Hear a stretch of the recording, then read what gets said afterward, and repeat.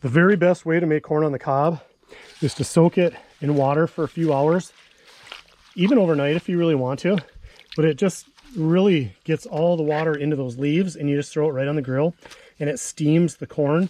And then when it's done, you can just pull it and all the silk and everything comes off in about 2 pulls.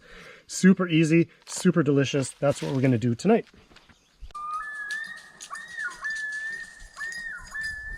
Hey everybody, it's Terry from Trey Runs Wild. Tonight I'm going to show you the easiest and the most tasty way to make corn on the cob. If you haven't done it this way, try it. You're going to love it.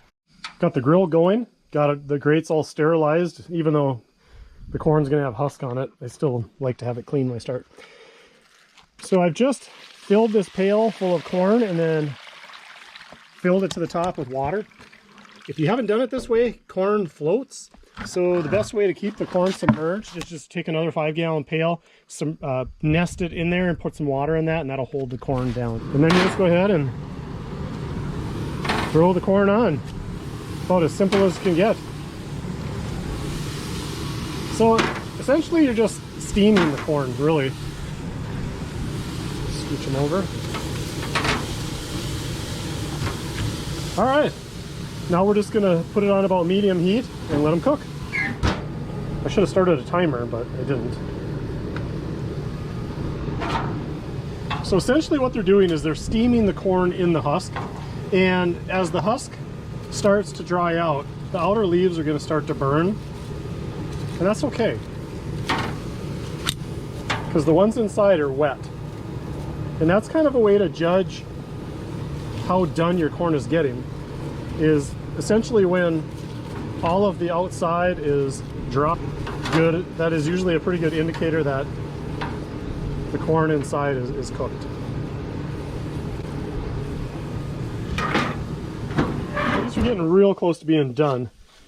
The easiest way to kind of tell is just kind of look it over and see if there's any real obvious wet spots. Like right here seems pretty wet still, so we're going to make sure that cooks a little longer.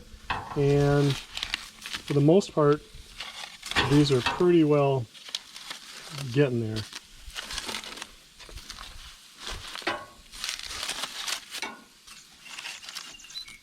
See how this one kind of looks a little wet in there?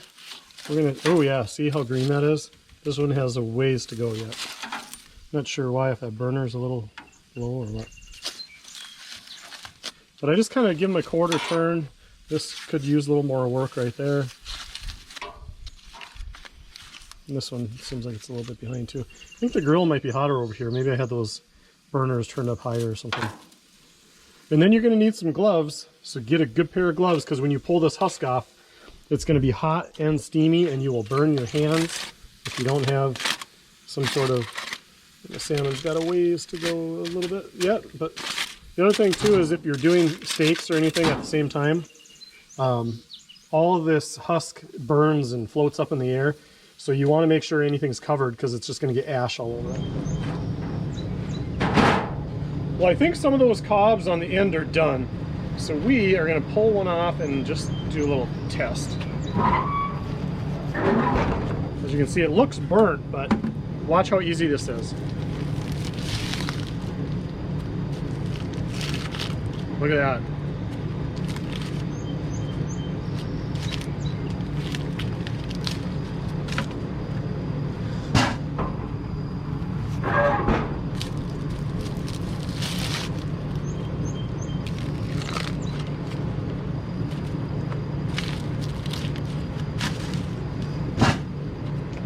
They're really hot. If you don't have gloves, you'd steam burn your fingers really badly.